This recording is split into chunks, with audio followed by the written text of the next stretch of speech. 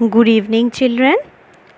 Today I shall be discussing a new topic with you, and the name of the topic is Understanding the Organization of the Petroleum Exporting Countries यानी कि OPEC. तो पिछले 2 lectures में मैंने आप लोगों को आसियान और सर्क के बारे में एक्सप्लेन किया था। आज मैं आप लोगों को ओपेक के बारे में एक्सप्लेन करना चाहूँगी।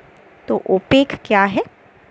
Organisation of petroleum exporting countries. Okay, यानी कि उन सभी देशों की एक संस्था जो सब देश पेट्रोलियम यानी ऑयल को एक्सपोर्ट करता है। तो ओपेक ये संस्था कैसे पैदा हुआ? As a permanent inter governmental organization, right. तो एक परमानेंट इंटर गवर्नमेंटल ऑर्गेनाइजेशन के हैसियत से बागदाद में इस ऑर्गेनाइजेशन को पैदा किया गया सितंबर 1960 में। और जो देश इसके फाउंडिंग मेंबर्स थे वो थे Iran, Iraq, Kuwait, Saudi Arabia और Venezuela. Okay, Iran, Iraq, Kuwait, Saudi Arabia और वेनेजुएला, इन 5 देशों ने मिलकर ओपेक को क्रिएट किया as an inter governmental organisation. लेकिन बाद में हम लोग देखेंगे कि और भी नए कंट्रीज ओपेक के सदस्य पद ग्रहण करेंगे। तो कुल मिलाकर अभी ओपेक का सदस्य संख्या बन गया है 14। तो ओपेक को एक पर्टिकुलर मकसद से, एक उद्देश्य से बनाया गया था। वो उद्देश्य क्या था? ओपेक बनाने के पीछे जो मकसद था वो था कि ऑयल एक्सपोर्ट करने वाला देश अपना ऑयल पॉलिसी में एक कोऑर्डिनेशन बनाकर रखेगा, ऑयल मार्केट को स्टेबलाइज करने की कोशिश करेगा और ऑयल प्राइस को ठीक तरीके से रेगुलेट करने की कोशिश करेंगे। और सबसे बड़ी बात, ऑयल का सप्लाई सभी देशों को सही तरीके से मिले, कोई भी देश ऑयल की सप्लाई से वंचित ना हो जाए, डिप्राइव्ड ना फील करे, सभी देश तक ऑयल ठीक ठाक पहुँचे, इस बात को इंश्योर करने के लिए। तो आप सब जानते हैं ये जो ऑयल यानी कि पेट्रोलियम है, इसको कहा जाता है लिक्विड गोल्ड। क्यों? क्योंकि पेट्रोलियम या लिक्विड गोल्ड है सभी देशों का इंडस्ट्री का ड्राइविंग फोर्स। विदाउट पेट्रोलियम कोई भी देश अपना इंडस्ट्री, अपना इकोनॉमी को परिचालन नहीं कर पाता है। तो पेट्रोलियम का सप्लाई सही तरीके से अंतर्राष्ट्रीय बाजार में हो, पेट्रोलियम का सप्लाई एफिशिएंटली हो, पेट्रोलियम का प्राइसेस ठीक ठाक रहे, स्टेबल रहे, इसी बात को गारंटी देने के लिए ओपेक को फॉर्म किया गया था। लेकिन जैसे जैसे वक्त आगे बढ़ता रहा, हम सब ने देखा कि ओपेक का ये मकसद करीब करीब बदलने लगा। और क्या हो गया? ऑयल यानी पेट्रोलियम को फॉरेन पॉलिसी का एक हथियार बना के सभी ओपेक राष्ट्र इस्तेमाल करने लगे दूसरे देशों को प्रभावित करने के लिए। और भी आसान ज़बान में बोले तो पेट्रोलियम को हथियार बनाकर सभी देश दूसरे देशों को उनके फॉरेन पॉलिसी को और इकोनॉमी को प्रभावित करने की कोशिश किया। तो आइए जान लेते हैं कि इसका 5 फाउंडिंग मेंबर्स के अलावा भी और कौन कौन ओपेक में शामिल हुआ जैसे जैसे वक्त आगे बढ़ता गया। तो ओपेक ने 11 एडिशनल मेंबर कंट्रीज़ को ऐड किया, जैसे कि कतार 1961 में, इंडोनेशिया 1962 में, लीबिया उसी साल में, फिर यूनाइटेड अरब एमिरेट्स 1967 में, अल्जीरिया 1969 में, Nigeria 1971, Ecuador 1973, Gabon 1975, Angola 2007, Equatorial Guinea 2017 and finally Congo in 2018। लेकिन दो देशों ने अपना मेंबरशिप टर्मिनेट कर लिया, यानी कि मेंबरशिप को हटा लिया। तो एक था कतार और दूसरा और एक देश जो था इंडोनेशिया। कतार और इंडोनेशिया की मेंबरशिप को टर्मिनेट करने के बाद अभी ओपेक का सदस्य संख्या बन गया है 14। लेकिन नियम यह है कि कोई भी राष्ट्र ओपेक का सदस्य पद ले सकता है। ओपेक का मेंबरशिप जो है वो सभी राष्ट्र के लिए ओपन है।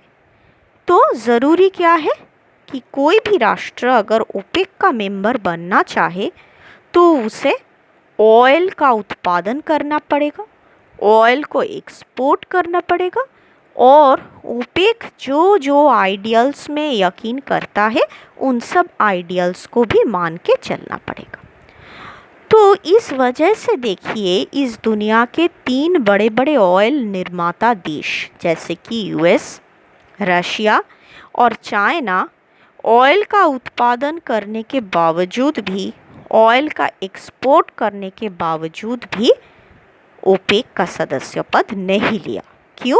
क्योंकि ओपेक का आइडियल्स इन तीनों देशों को पसंद नहीं है।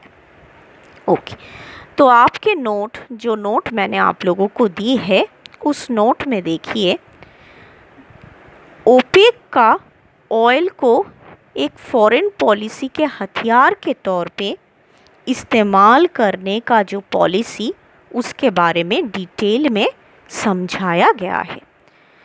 तो यूएसए की वॉल स्ट्रीट जर्नल ने एक बहुत ही अच्छा और स्पष्ट तस्वीर प्रदान किए है जिसके ज़रिए हमको समझ में आता है कि कैसे ऑयल निर्माता देश ऑयल को फॉरेन पॉलिसी की एक हथियार स्वरूप इस्तेमाल करते हैं। तो वॉल स्ट्रीट जर्नल बता रहा है हमें एक घटना के बारे में। देखिए, आपको ओपेक के ऊपर जो नोट मैंने दिए हैं उसके पेज नंबर 2 में सेकंड पैराग्राफ, वहाँ पर एक घटना का उल्लेख हो रहा है। 2014 में रशिया ने बिना बताए, बिना कोई ऐलान किए अचानक यूक्रेन पर आक्रमण कर दिया। वजह क्या था? यूक्रेन के कुछ हिस्सों को रशिया ज़बरदस्ती अपने अंतर्गत करना चाह रही थी। तो इस वजह से रशिया ने यूक्रेन के साथ जंग छेड़ दी, उस पर हमला कर दी और इस वजह से क्या हुआ, पूरे दुनिया रशिया की कड़ी ज़ुबान में निंदा करने लगी। यूएसए ने कोशिश भी किया रशिया को यूक्रेन से बाहर निकालने का, यूक्रेन से रशिया को हटाने का, लेकिन यूएसए की कोशिश के बावजूद भी रशिया को यूक्रेन से कोई जंग करने से रोक नहीं पाया। तो उस वक्त रशिया को सबक सिखाने के लिए ऑयल यानी पेट्रोलियम का इस्तेमाल किया गया था। कैसे? जब भी कोई देश रशिया जैसा ऐसा हरकत करता है तो उस देश पर ऑयल सैंक्शन आरोप किया जा सकता है। तो ऑयल सैंक्शन क्या है? आप अगर किसी देश पर सैंक्शन जारी कर रहे हैं तो इसका मतलब उस देश को अंतर्राष्ट्रीय बाजार में ऑयल बेचने से आप रोक रहे हैं।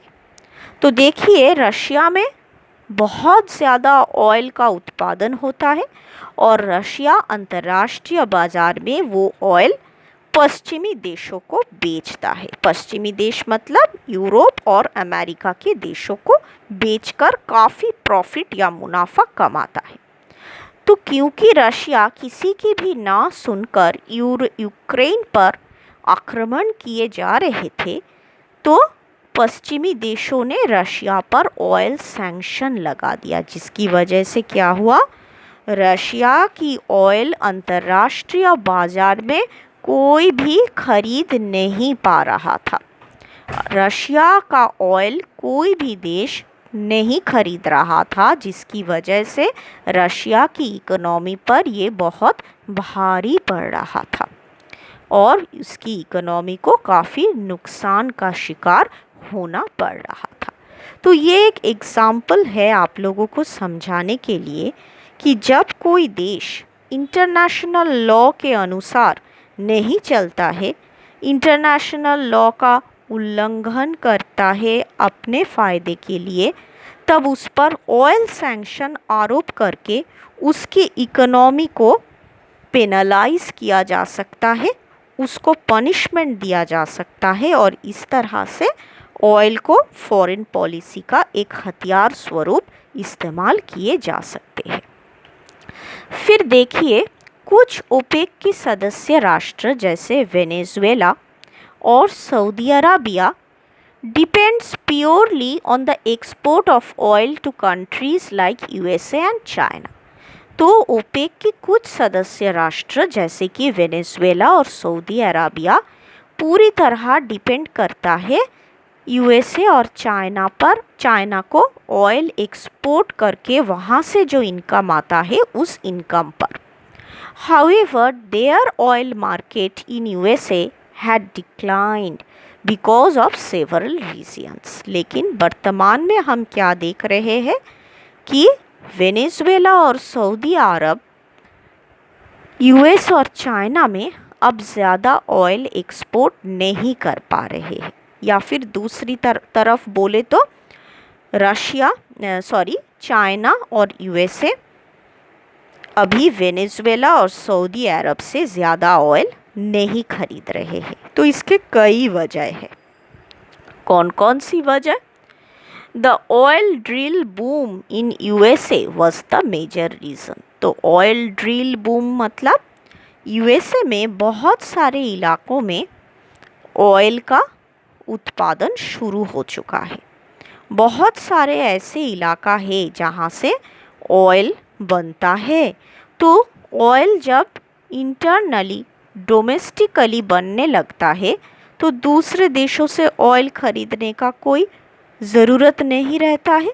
तो इस वजह से यूएसए ने वेनेजुएला और सऊदी अरब से ऑयल खरीदना काफ़ी कम कर दिया है।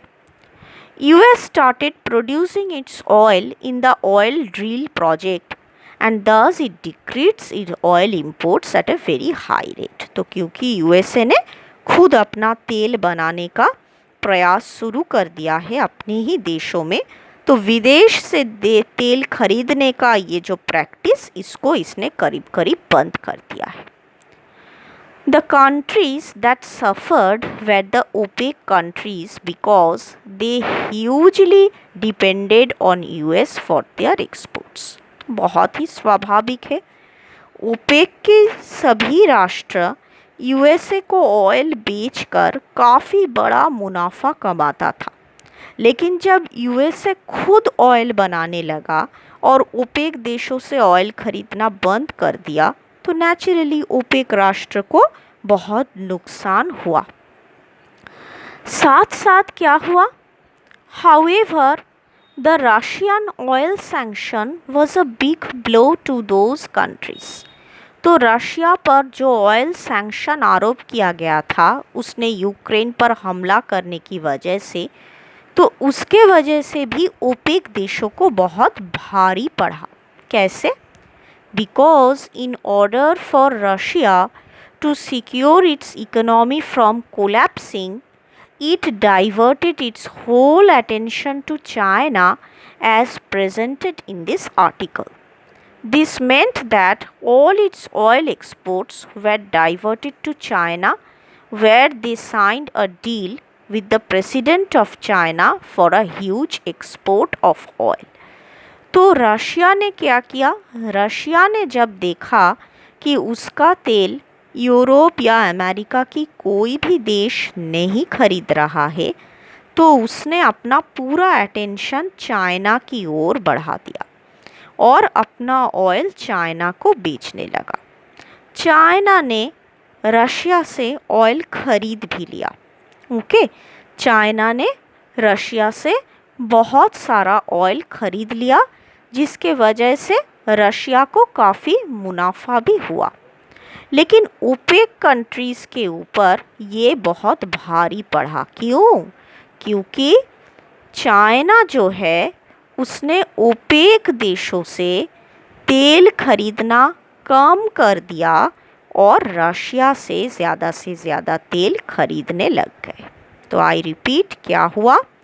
रशिया पर ऑयल सैंक्शन का आरोप होने की वजह से पश्चिमी देशों ने रशिया से ऑयल नहीं खरीदा। तो रशिया अपना इकोनॉमी को बचाने के लिए किसको ऑयल बेचना शुरू कर दिया? चाइना को। और चाइना ने जब रशिया से अपना ऑयल खरीदने लगा, नेचुरली ओपेक कंट्री से ऑयल खरीदना उसने कम कर दिया। तो इसकी वजह से ओपेक कंट्री को आर्थिक तौर पे काफ़ी नुकसान का शिकार होना पड़ा। तो आप देख रहे हैं कि ऑयल कैसे फॉरेन पॉलिसी को प्रभावित कर सकता है। अब देखिए, the oil and energy ministers, इसी आपकी पेज 2 के ही एक पैराग्राफ देखिए। The oil and energy ministers from the OPEC members meet at least twice a year to coordinate their oil production policies. तो अपने ऑयल प्रोडक्शन के सभी पॉलिसी को जांचने के लिए, परखने के लिए ओपेक सभी राष्ट्र के ऑयल और एनर्जी मिनिस्टर्स साल में 2 बार एक मीटिंग या अधिवेशन बुलाता है। Each member country abides by an honour system in which everyone agrees to produce a certain amount। तो इस मीटिंग में क्या होता है? एक डिसीजन होता है कि कौन सा मेंबर स्टेट कितना अमाउंट ऑफ ऑयल उत्पादन करेगा। तो हर किसी का एक फिक्स्ड प्रोडक्शन रेट रहता है। If a nation winds up producing more, there is no sanction और पेनल्टी। तो मान लीजिए अगर किसी मेंबर स्टेट ने फिक्स किया हुआ प्रोडक्शन से ज़्यादा प्रोड्यूस कर देते हैं, तो उस पर कोई सैंक्शन या पनिशमेंट नहीं आता है। Each country is responsible for reporting its own production. तो ज़रूरी क्या है? आप जो भी प्रोड्यूस कर रहे हैं, जितना भी ऑयल प्रोडक्शन कर रहे हैं, उसका सूचना ओपेक को देनी पड़ेगी। ओके, तो ओपेक कि सभी राष्ट्र को पता होना चाहिए कि उनके दूसरे मेंबर स्टेट्स कितना प्रतिशत या कितना अमाउंट ऑफ ऑयल का प्रोडक्शन कर रहे हैं। In this scenario there is room for cheating. A country won't go too far over its quota though unless it wants to risk being kicked out of OPEC. तो कभी कभी यहाँ cheating होता है, कभी कभी ओपेक राष्ट्र अपना प्रोडक्शन का सही रिपोर्टिंग नहीं करता है। तो इसके लिए कभी कभी चीटिंग हो जाता है, जो कि सही वक्त पर रिपोर्टिंग नहीं होता है। लेकिन इन सब प्रॉब्लम्स और डेफिशिएंसी के बावजूद भी ओपेक क्या करता है? ऑयल प्राइस को ज़्यादा से ज़्यादा अंतर्राष्ट्रीय मार्केट में रेगुलेट करने की कोशिश करता है। However, it cannot completely control the price of oil। तो लाख कोशिश करने के बावजूद भी ऑयल प्राइस को हमेशा ओपेक कंट्रोल नहीं कर पाता है। In some countries, additional taxes are imposed on gasoline and other oil-based end products to promote conservation। तो कुछ देशों में गैस और गैसोलीन और वहाँ से उत्पादन हुए प्रोडक्ट्स पर बहुत टैक्स भी आरोप किया जाता है, ताकि ऑयल प्राइस में एक स्टेबिलिटी बना रहे। लेकिन कभी कभी ऑयल प्राइस बहुत ज़्यादा हो जाता है, कभी कभी नीचे भी आ जाता है। मतलब ऑयल प्राइस का फ्लक्चुएशन, उसका कभी बहुत ज़्यादा चढ़ जाना और कभी बहुत नीचे आ जाना, ये फ्लक्चुएशन को रोकना ओपेक की बस की बात नहीं होती है। अब इस नोट में देखिएगा कि ओपेक द्वारा लिए गए बहुत ही रिसेंट कुछ डिसीशंस के बारे में बताया जा रहा है। आप इसको डिटेल में मत पढ़िए, बस एक एक लाइन एक एक सेंटेंस बोल दीजिए कि दिसंबर 7, 2018 में ओपेक ने कौन सा डिसीजन लिया और उसके बाद फिर जुलाई 2019 में मेंबर स्टेट्स ने कौन सी बातों पर एग्रीमेंट किया। बस एक एक सेंटेंस बोलने से ही चलेगा, डिटेल में जाने की ज़रूरत नहीं। उसके बाद चले आइए अगले पेज में जहाँ पे ओपेक के 3 गोल्स के बारे में बताया जा रहा है। आपके नोट के पेज 4 जहाँ ओपेक के 3 गोल्स के बारे में बताया जा रहा है। तो ओपेक का पहला गोल यानी पहला ऑब्जेक्टिव क्या है? To keep prices stable. जैसे कि मैंने बताया, ऑयल का प्राइस कभी ज़्यादा बढ़ गया तो उसके तुरंत बाद बहुत नीचे आ पहुंचा, ऐसा ना हो, एक स्टेबिलिटी मेंटेन किया जा सके, उस बात पर नज़र रखना और उसको मेंटेन करना, ये ओपेक की सबसे इम्पोर्टेंट एक गोल है। उसके बाद देखिए उसका दूसरा गोल क्या है? To reduce oil price volatility. तो वोलाटाइलिटी का मतलब क्या है? For maximum efficiency oil extraction must run 24 hours a day 7 days a week.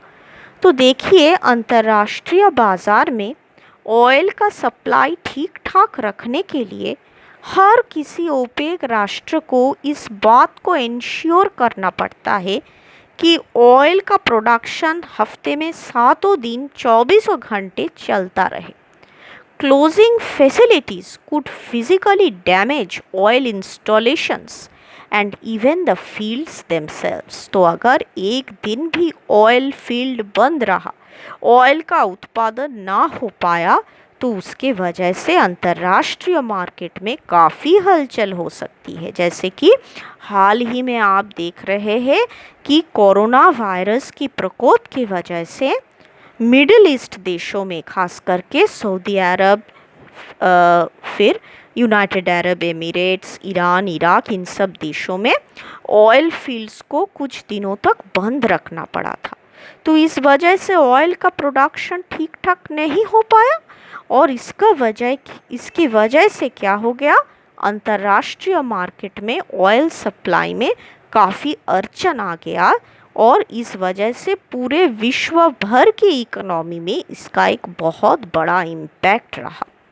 Okay, तो ओपेक राष्ट्र को इस बात को हमेशा इंश्योर करना पड़ता है कि 7 दिन हफ्ते में और दिन में 24 घंटे ऑयल फील्ड्स एक्टिव रहे, ताकि ऑयल सप्लाई में कोई बाधा, कोई अड़चन ना आए, जिसकी वजह से ऑयल प्राइस भी ठीक ठाक मेंटेन हो। और ओपेक का तीसरा गोल है to adjust the world's oil supply in response to shortages. तो अगर किसी भी देश के पास ऑयल का शॉर्टेज हो जाता है तो ओपेक को उस शॉर्टेज को कॉम्पेंसेट करना पड़ता है, मेकअप करना पड़ता है, अपना देश का ऑयल सही तरीके से मार्केट में सप्लाई करके। उसके बाद ओपेक मेंबर्स के बारे में कहा जा रहा है, किसने कब ज्वाइन किया, ये सब देश कहाँ पे मौजूद है, कितना ऑयल ये देश हर साल प्रोड्यूस करता है, और इनके बारे में कुछ कमेंट्स। तो ये चार्ट मैंने आप लोगों की अंडरस्टैंडिंग के लिए दिए हैं ताकि आपको समझने में आसानी हो कि ओपेक का सदस्य राष्ट्र कहाँ कहाँ फैला हुआ है और कौन सा देश कितना अमाउंट ऑफ ऑयल प्रोड्यूस करके अंतर्राष्ट्रीय बाज़ार में अपना कितना शेयर रखता है।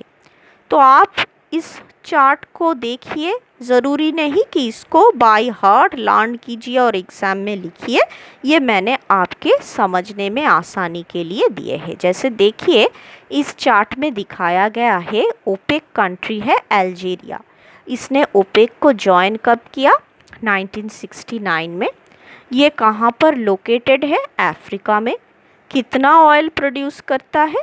1.06। और ये ओपेक का एक बहुत ही इम्पोर्टेंट राष्ट्र है। वैसे अंगोला के बारे में लिखा है 2007 में ज्वाइन किया, अफ्रीका में लोकेटेड है, 1.63 MBPD ऑयल वो प्रोड्यूस करता है। तो ऐसे ही मैंने एक चार्ट आपके सामने प्रेजेंट किया है आपकी समझने की आसानी के लिए। अब देखिए ओपेक की हिस्ट्री के बारे में थोड़ा सा जानकारी आपको दिया जा रहा है कि 1960 में जब ये 5 देश ईरान, इराक, कुवैत, सऊदी अरब, ये सब वेनेजुएला, इन सब ने तय किया ओपेक बनाने के लिए, तो इनके अंदर एक रियलाइजेशन काम कर रहा था। वो रियलाइजेशन क्या है कि ऑयल जो है, पेट्रोलियम, जो उनका एक लौता प्रोडक्ट है, वो नॉन रिन्यूएबल रिसोर्स है। तो अगर मैं आपसे पूछूं नॉन रिन्यूएबल का मतलब क्या है, आप क्या बताएंगे? नॉन रिन्यूएबल मतलब एक ऐसा संपद जिसको आप लगातार नहीं बना पाएंगे। एक वक्त आने के बाद ये इसका भंडार, इसका पूरा जो स्टोरेज वो ख़त्म हो जाता है, दोबारा इसको नहीं बनाया जा सकता है। जैसे वाटर भी एक नॉन रिन्यूएबल रिसोर्स है, तो इस तरह ऑयल भी एक नॉन रिन्यूएबल रिसोर्स है। तो इन लोगों को एहसास हुआ कि if they competed with each other, the price of oil will drop too far, they would run out of the finite commodity sooner than they would if oil prices were higher। तो OPEC देशों को इस बात का एहसास था कि oil एक बहुत ही इम्पॉर्टेंट लेकिन नॉन रिन्यूएबल रिसोर्स है। तो अगर सभी ओपेक देश एक दूसरे से कॉम्पीट करेंगे, कौन कितना ऑयल अंतर्राष्ट्रीय बाजार में बेच सकता है, तो इनके लिए उनका अपना ऑयल का प्राइस कम करना पड़ेगा। मान लीजिए वेनेजुएला भी ऑयल बेच रहा है, ईरान भी ऑयल बेच रहा है, सऊदी अरब भी ऑयल बेच रहा है, लेकिन सऊदी अरब का ऑयल का प्राइस अगर वेनेजुएला और अन्य देशों से कम है, तो सभी बायर्स सऊदी अरब से ऑयल लेंगे, तो दूसरे बाकी के जो देश है उनको उनका घाटा हो जाएगा, नुकसान हो जाएगा। और ऐसे आपस में compete करते हुए वो ऑयल की इस भंडार को, इस रिसोर्स को ही ख़त्म कर देंगे। तो ऑयल को बचाए रखने के लिए और कंपटीशन को रोकने के लिए सभी देशों ने मिलकर तय किया कि अंतर्राष्ट्रीय बाजार में कोई एक राष्ट्र इंडिविजुअली अपना ऑयल बेचने के लिए नहीं लेके जाएगा, बल्कि OPEC as a group, as an organization अपना ऑयल बेचेगा। तो इससे क्या होगा? ऑयल का स्टोरेज भी सुरक्षित रहेगा और इसका प्राइस भी अंतर्राष्ट्रीय बाजार में स्टेबल रहेगा। ओके, तो ओपेक का फर्स्ट मीटिंग हुआ था सितंबर 10 से 14 1960 में बगदाद में। उसके बाद और भी मीटिंग्स हुआ। कभी कभी ओपेक को ऑयल को फॉरेन पॉलिसी टूल के हिसाब से इस्तेमाल भी करना पड़ा, जैसे 1973 में किया था जब पैलेस्टाइन के ऊपर इज़राइल का आक्रमण हुआ था और मिडिल ईस्ट में एक बहुत बड़ा जंग हुआ था। उस जंग का नाम है यम किप्पुर वॉर। इसके बारे में मैं आप लोगों को बताऊंगी जब इज़राइल और पैलेस्तीन की कॉन्फ्लिक्ट के बारे में पढ़ाऊंगी।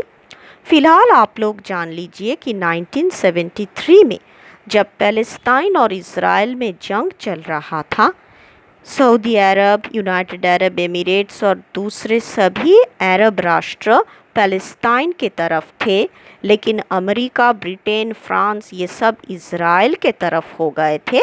तब ओपेक ने एक बहुत बड़ा डिसीजन लिया था। उसने क्या किया था? अपना ऑयल यूरोप और पश्चिमी देशों के लिए बंद कर दिया था, मतलब ऑयल सैंक्शन लगा दिया था, जिसके वजह से पूरे ऑयल मार्केट में बहुत भूचाल आ गया था।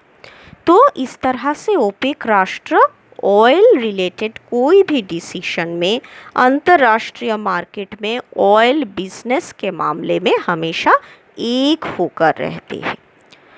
उसके बाद ओपेक के साथ रशिया का एक अलायंस चल रहा है जिसका जिक्र इस नोट में किया गया है। आप लोग देख लीजिएगा कि ओपेक एक पार्टनरशिप का फॉर्मेशन कर रहा है रशिया के साथ, और रशिया के साथ 10 देशों का एक अलायंस भी है। तो इस अलायंस को, इस एग्रीमेंट को ईरान ने काफ़ी अपोज किया था, लेकिन क्योंकि Russia world's second largest oil exporter है इमीडिएटली आफ्टर सऊदी अरबिया, तो रशिया के द्वारा दिए गए इस प्रस्ताव को ओपेक ठुकरा नहीं पाया। तो रशिया अपने 10 देशों का अलायंस को लेकर ओपेक के साथ एक पार्टनरशिप फॉर्मेशन की प्रोसेस में है, जो बहुत जल्द ही मटेरियलाइज होने वाला है। तो मैंने जो नोट आप लोगों को भेजा है उसको पढ़िए, मेरा लेक्चर सुनिए। मुझे उम्मीद है इससे आपको ओपेक के बारे में कुछ तो समझ में आ ही जाएगा। इसके बाद जो भी प्रॉब्लम्स या क्वेश्चंस रहेगा आप हमको व्हाट्सएप ग्रुप में पूछ लीजिए। Okay, thank you dear.